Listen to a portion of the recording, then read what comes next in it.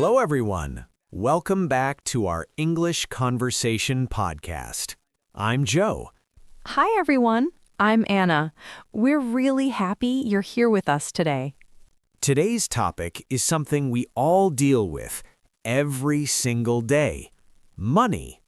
Yes, money is part of daily life. We use it at home, at work, and when we go out. Many English learners feel nervous talking about money, prices, bills, saving, expenses. That's very normal, but the good news is this. Money English can be simple and very useful. Think about your daily routine: buying food, paying rent, taking the bus. All of this needs simple English. And you don't need big or difficult words. Small, clear sentences are enough. In this episode, we will talk about money in real life, the kind of English people actually use. You'll learn how to talk about spending, saving, and planning your money. We'll use easy examples, everyday situations, no stress. And don't worry about mistakes. This is practice. Practice helps you feel confident. Before we continue, a quick reminder. If you enjoy learning English with us, please like this video and subscribe to the channel. Your support helps us create more episodes like this. And it helps other learners find this podcast too. All right, let's think about one simple question. How do you use money in your daily life? Food? Transport? Coffee? Shopping? These are real situations, and today we'll learn how to talk about them naturally. By the end of this episode, you'll feel more comfortable speaking about money in English. So stay with us, relax, and enjoy the conversation. Think about your day, from morning to night. Money appears many times. Yes, sometimes we don't even notice it, but we use money again and again. In the morning, many people buy breakfast: coffee, tea, bread. When you give money to get something, this action is called spending. Spending money is very common. Everyone does it, every day. For example, I spend money on food. I spend money on transport. You can also say, I spend money at the supermarket, or I spend money on coffee. Notice the small word on. We often use spend money on something. Now, think about transport: bus, train, taxi. Buying a ticket is also spending money. Even small amounts count. Some people spend a little, some people spend a lot. Both are normal, but talking about it in English should feel easy. Here is another common sentence. This costs $5. Cost tells us the price of something. How much does it cost? This question is very useful. At a shop, at a cafe, online. You can ask politely, how much does this cost? And the answer might be simple. It costs $10. Or, it's cheap. It's expensive. These words help you explain your feeling about money, not just the number. Sometimes we spend money without thinking. A snack, a drink, a small treat. Later, we may ask ourselves, where did my money go? That question is important because it helps us understand our habits. And understanding habits is the first step toward better money control. So far, we've talked about spending in simple ways. And this prepares us to think more carefully about how we use our money. Money decisions are not only about spending, they are also about choices. Some things are very important. Some things are just nice to have. This brings us to two simple ideas: needs and wants. A need is something necessary for life. Without it, life becomes difficult. Food is a need. Water is a need. A place to live is a need. These things come first. They are not optional. Now think about wants. Wants are different. A want is something you like, something that feels good, but life continues without it. New clothes, eating at a restaurant, buying the latest phone. These things are enjoyable, but they are not required. Sometimes needs and wants feel confusing, especially in daily life. For example, food is a need, but expensive food every day is a want. Transportation is a need, but a taxi instead of a bus can be a want. Understanding this difference helps with better decisions. You can ask yourself a simple question. Do I really need this? This question creates awareness. It slows down quick spending.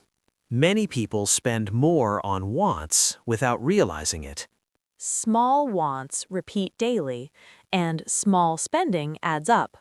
Coffee, snacks, online shopping. None of these are bad, but balance is important. When needs are clear, money feels less stressful. And when wants are controlled, saving becomes possible. This simple thinking builds strong money habits.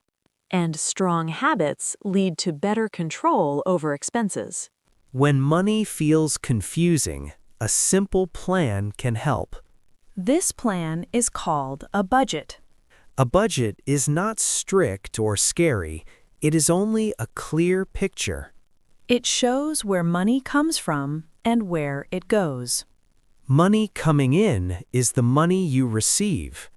This can be a salary, freelance work, or any regular income. Money going out is what you spend. Rent, food, transport, and daily expenses. When both sides are visible, control becomes easier. You do not need technology, only honesty. A notebook is enough. Even a simple list works. Writing things down creates awareness. Many people think they know they're spending. But writing shows the truth. Small expenses appear quietly. And quietly become big numbers. Daily coffee, online subscriptions, impulse shopping. A budget does not remove joy. It creates balance. It helps decide what matters most. Needs stay protected. Wants become controlled. With a budget, money stops feeling random. It starts feeling intentional. Even small planning brings confidence. And confidence changes the way money is handled. Saving money often feels difficult, but it usually starts very small. Small choices repeat every day. One decision can change the whole month. Not by cutting everything, but by choosing wisely. Some expenses feel harmless. But repeated habits quietly grow. Buying coffee outside, ordering food often, shopping without planning. Each one feels small. Together they matter. Saving does not mean saying no to life. It means saying yes to future comfort. Making coffee at home is one example. The taste is similar. The cost is very different. Cooking at home is another simple step. It saves money and builds a healthy habit. Shopping with a list also helps. The list protects from impulse buying. Without a list, wants enter quietly. With a list, needs stay in control. Saving becomes easier when there's a reason. A goal gives meaning to every choice. Travel, education, emergency safety. Goals turn saving into motivation. Even a small amount saved creates confidence. And confidence builds financial calm. Before finishing, it helps to remember the key words. Words make ideas clear and confidence stronger. The first word is money. Money is what we use to buy things. It comes in and goes out every day. The next word is spend. Spend means giving money for something. Food, transport, and daily needs. Another word is save. Save means keeping money for later. It protects the future and reduces stress. Budget is also important. A budget is a simple money plan. It shows money coming in and money going out. Needs are things required for life. Food, housing, and basic bills. Wants are extra things. Nice to have, but not necessary. A goal gives direction.